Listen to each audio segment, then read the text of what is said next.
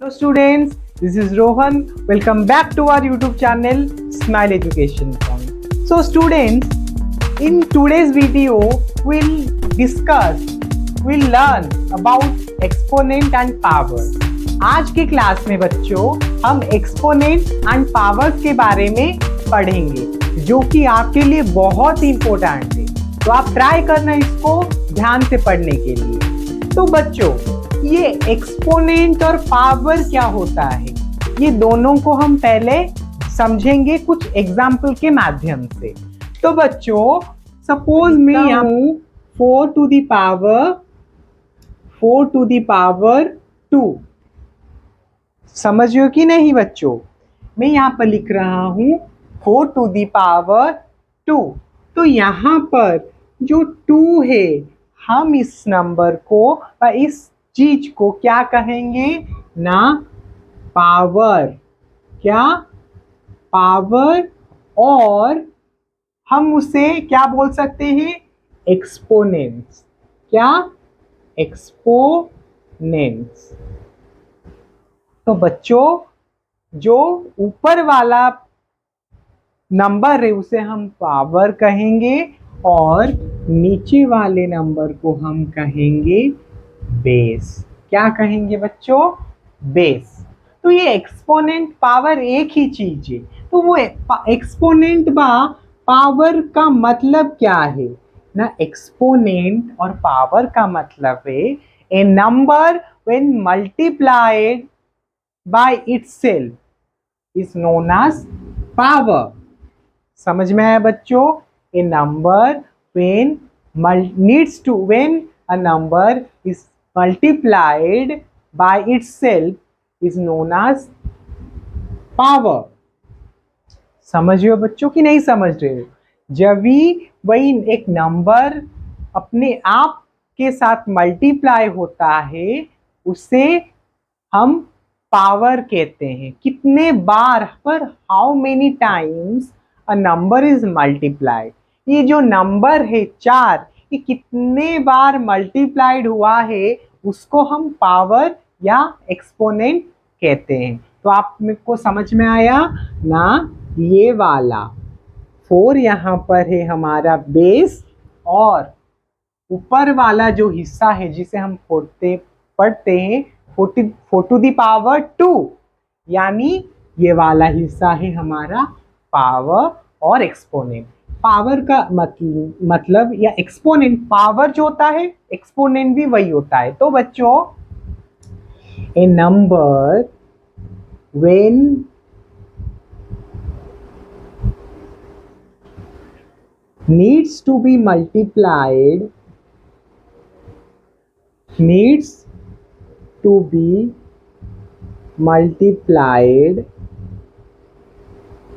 by itself is called as क्या? Power अथवा और एक्सपोनेंट्स। क्या बच्चों? पावर या एक्सपोनेंट्स। जब एक नंबर बार बार मल्टीप्लाइड होता है उसे हम क्या कहते हैं ना? हम उस नंबर का ऊपर वाले हिस्से को क्या कहेंगे? पावर। यानी यहाँ पर हम क्या समझेंगे ना, जो 4 है वो 2 बार मल्टीप्लाइड हुआ है। इसका मतलब क्या है ना? 4 2 बार मल्टीप्लाइड हुआ है। तो हम बोल सकते हैं इसका सिंपलेस्ट फॉर्म भी यह है। ठीक है बच्चों, ये था पावर और बेस जो कि हम अभी पढ़े। ठीक है बच्चों, समझ में आया? तो अभी हम कुछ और एग्जाम्पल्स देखेंगे। आप सोचे होंगे कि ये तो पॉजिटिव में आया, अगर एक नेगेटिव नंबर आया तो, इस तरह -5/2 या 5/3, तो यहाँ पर क्या होगा ना? यहाँ पर ये वाला क्या है ना, 5 - 5 to the power 2, मैंने उसको बाय बोल दिया था, नहीं ये होगा -5⁵ तो ये नेगेटिव नंबर के क्षेत्र में क्या होगा बच्चों ना, ये होगा उसी तरह, ये होगा हमारा पावर, या हम जिसे बोलते हैं एक्सपोनेंट। पावर जो है एक्सपोनेंट वही है, इसमें कंफ्यूज मत होना, ठीक है। पावर जो है वही एक्सपोनेंट है, और ये वाला हिस्सा हमारा यानी -5, -5 यहाँ पर हमारा बेस है, और 2 यहाँ पर हमारा 2 हमारा पावर या एक्सपोनेंट हम कह सकते हैं। समझ में आया बच्चों? जिस तरह का नंबर होगा, अगर इस फॉर्म में अगर होगा, उसे हम समझेंगे कि ये वाला हमारा पावर है और ये वाला उसका बेस है। तो इसे हम कैसे पढ़ेंगे ना, 4⁵2 -5⁵2। अगर इस तरह होगा -15⁵3, तो हम क्या वही होगा, ये वाला हमारा -15 हमारा यहाँ पर बेस हो गया, ठीक है, और यहाँ ये वाला 3 हमारा हो गया क्या, पावर,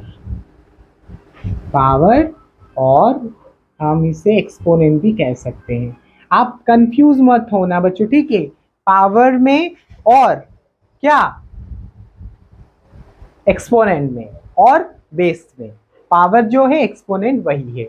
और कुछ उदाहरण लेंगे, जैसे 4/3 टू द पावर 3, तो समझ में आया? तो ये वाला हमारा पावर है, ये वाला यानी 4/3 है हमारा बेस। जिस तरह का क्वेश्चन आएगा आप उसे ट्राई करना सॉल्व करने के लिए।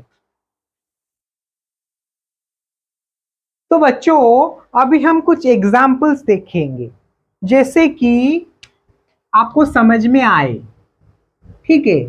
कुछ एग्जाम्पल देखेंगे, ठीक है। जिस तरह की दिया गया होगा ना, 3/5 इंटू 3/5 इंटू 3/5 इंटू 3/5 इंटू 4 और ये वाला 5। तो इसको हम किस तरह लिख सकते हैं बच्चों? इसको हम इस तरह लिख सकते हैं ना, क्या 3/5 टू द पावर कितना 5, 3/5 टू द पावर 5। तो ये इस चीज को हम इस तरह लिख सकते हैं, ठीक है। ये क्या खोल के एक्सपांड करके दिया है, इसे हम इस तरह लिख सकते हैं। और एक है, देख लो बच्चों, और एक एग्जाम्पल है, देख लो, जैसे कि दिया होगा -2/3 इंटू -2/3 इंटू -2/3। तो इसको हम किस तरह लिखेंगे? वही सेम रहेगा ना, -2/3 होल टू द पावर क्या 3। समझ रहे हो कि बच्चों नहीं समझ रहे हो? -2/3 whole to the power -2/3 to the power whole to the power 3, या -2/3 होल टू द पावर 3, इस तरह भी पढ़ सकते हैं इसे, ठीक है। समझ रहे हो कि नहीं?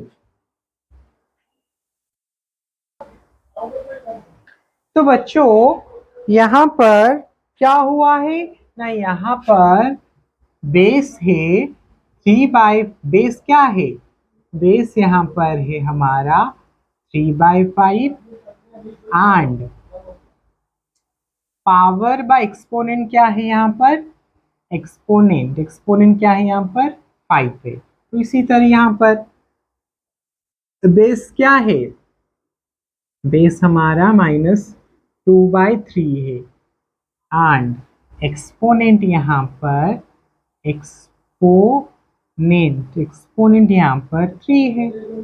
ठीक है, ठीक है बच्चों, 2/3 3 -2/3 3। ये था कुछ उदाहरण जिससे जिससे कि हमें पता चले किस तरह हमें क्वेश्चन अगर आएगा तो हम सॉल्व कर पाएंगे।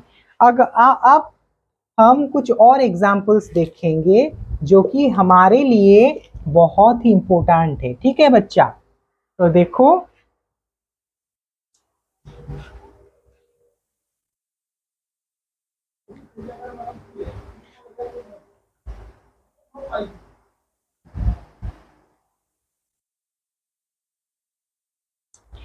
तो बच्चों अगर आपको दिया होगा express the following as rational number, क्या दिया होगा? Express the following express the following as rational number, as rational number।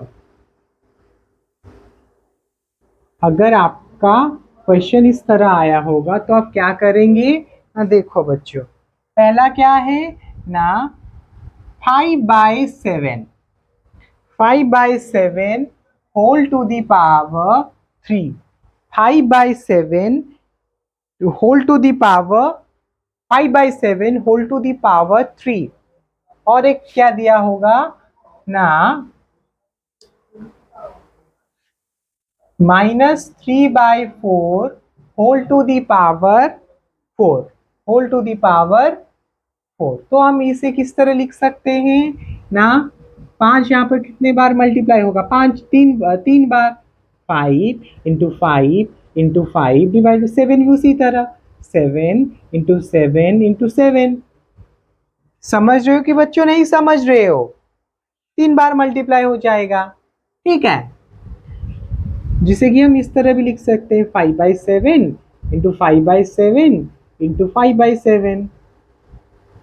ठीक है, 5/7 × 5/7 × 5/7। सो 5 5 जा 25, 25 5 जा 125, 25 5 जा 125। ठीक है, तो क्या हो जाएगा 125, 7 7 जा 49, 49 7 जा 343, 343 यानी 125 बाय कितना? 343। ठीक है, ये एक रैशनल नंबर p/q फॉर्म में हो गया, रैशनल नंबर यानी p/q। ठीक है, q लॉजिकल टू 0। इसी तरह इसको भी करेंगे, कैसे? 4 बार ये हुआ है यानी 3/4, हाँ 3/4 -3/4 इंटू -3/4 इंटू -3/4 इंटू -3/4। ठीक है बच्चा, तो उसी तरह हम इसे इस तरह लिख सकते हैं ना, किस तरह लिख सकते हैं? -3 इंटू -3 इंटू -3 इंटू 1 2 3 4, 4 बार मल्टीप्लाई हुआ है तो 4 बार, 4 4 इंटू 4 इंटू 4 इंटू 4। तो क्या होगा? 3 3 जा 9, 9 3 जा 27, 27 3 जा कितना हो जाएगा? 81, 81।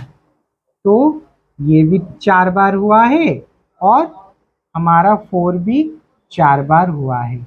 क्या हो जाएगा? 81। क्या हो जाएगा बच्चों? 81 डिवाइडेड बाय 256। ठीक है, 4 4 जा 16, 16 4 जा 16 4 जा हो गया। तो 81/256 निकल गया इसका answer.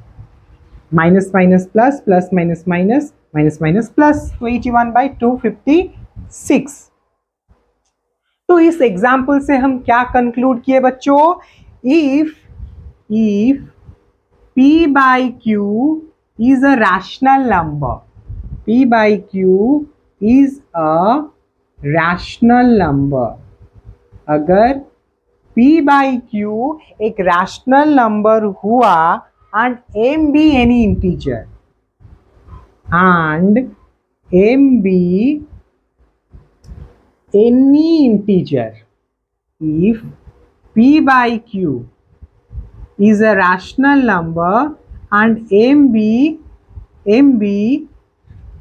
any integer, m be any positive integer, m be any positive integer, then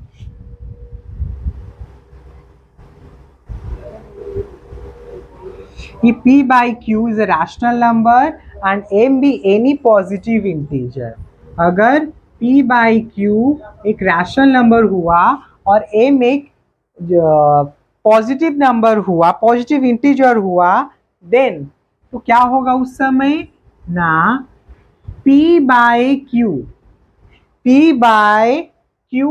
to the power m क्या हो जाएगा p to the power m and q to the power m, इस तरह हो जाएगा। ये वाला लिख लो थोड़ा, ठीक है, ये मैं बॉक्स में लिख रहा हूं, आप इसे लिख लो। If p by q is a rational number and m be any positive integer, then p by q to the power m is equal to p to the power m divided by q to the power m। ये वाला मैं middle में रखता हूं, ठीक है।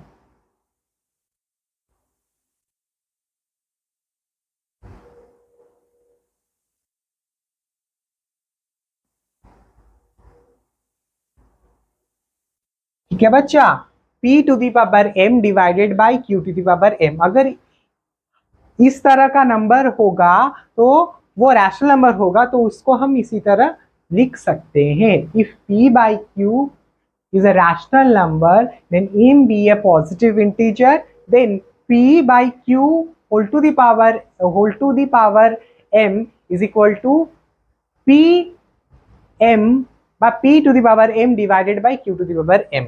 ये होगा उसका फॉर्मूला, ठीक है। तो बच्चों अब हम अगर क्वेश्चन दिया होगा आपको express the following rational number in exponential form, अगर दिया होगा क्वेश्चन कि इन सारे रैशनल नंबर इन सारे रैशनल नंबर को हमें एक्सपोनेंशियल फॉर्म में लाना है, यानी जो मैंने बताया था टू पावर में लाना है, ठीक है। पावर में लाने का मतलब नहीं है पावर में लाना है, इसका मतलब है उसको मतलब इसी प्रकार लिखना है 4/3 टू द पावर 3 इसी तरह। तो बच्चों इसका क्या आंसर होगा आप देख लो बच्चों थोड़ा ना, express the following number in exponential form. अगर इस तरह दिया होगा तो हम किस तरह लिखेंगे ना 8 एंड 125 का प्राइम फैक्टराइजेशन क्या होगा बच्चों, factorization prime factorization of 8 and 125।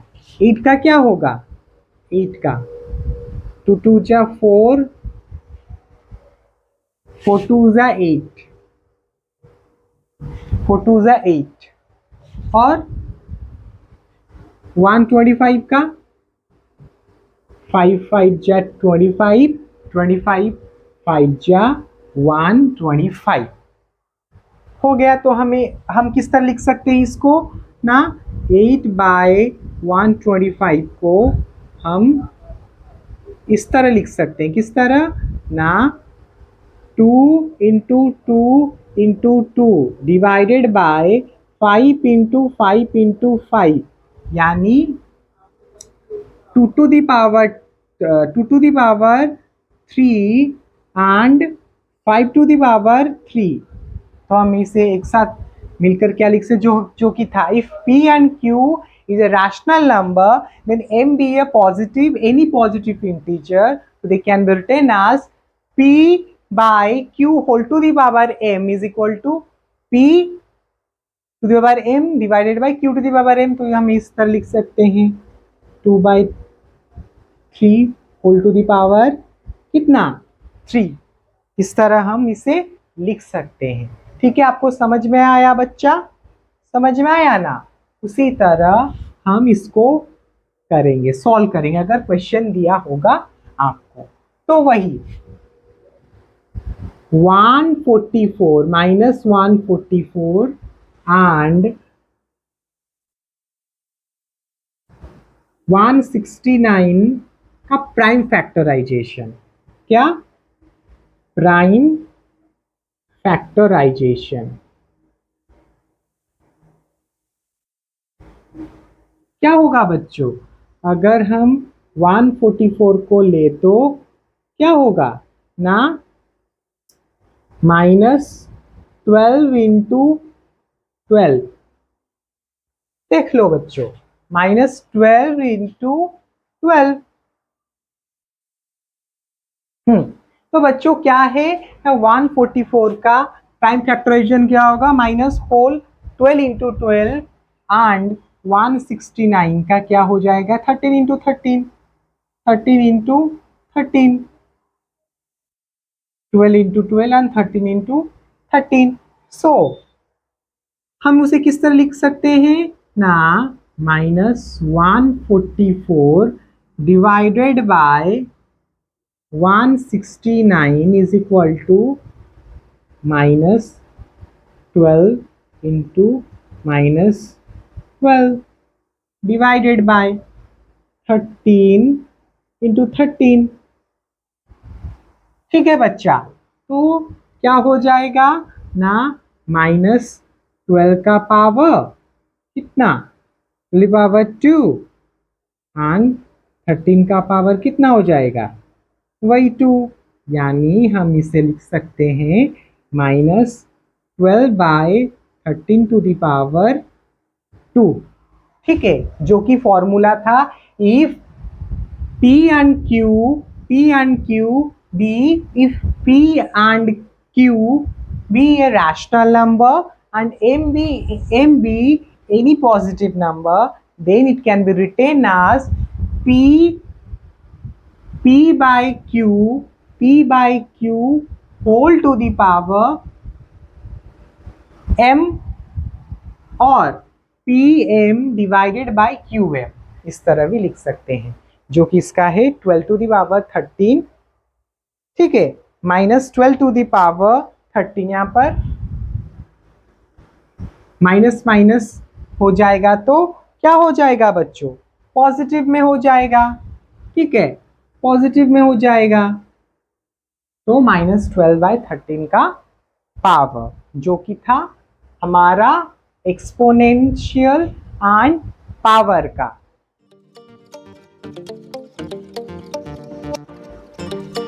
तो बच्चों, आई होप ये वीडियो आप लोगों को पसंद आया होगा। अगर ये वीडियो आप लोगों को पसंद आया है तो हमारे YouTube channel smile education point को लाइक, शेयर, सब्सक्राइब करना मत भूलिएगा और पास में जो बेल आइकॉन है उसमें ऑल नोटिफिकेशन बटन ऑन कर दीजिए, जिस कारण कि हमारे YouTube चैनल में जो भी वीडियो अपलोड होगा आप सभी के पास बिना झिझक पहुंच पाएगा। और बच्चा, कमेंट करना मत भूलिएगा। धन्यवाद।